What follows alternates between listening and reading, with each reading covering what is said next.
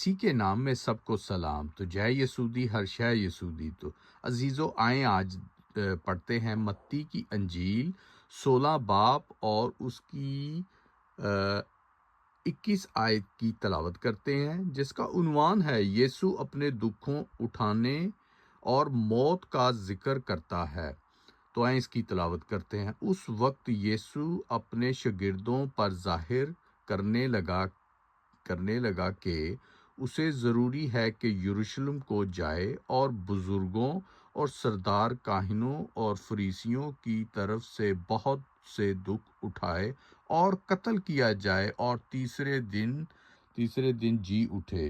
اس پر پطرس اسے الگ لے جا کر ملامت کرنے لگا، آئے خداوند، آئے خدا، یہ تجھ پر ہرگز نہ ہوگا۔ اس نے پھر کر پطرس سے کہا، آئے شیطان، دور ہو جا، تو میرے لیے ٹھوکر کا باعث ہے، کیونکہ تو خدا کی باتوں کا نہیں بلکہ آدمیوں کی باتوں کا خیال رکھتا ہے۔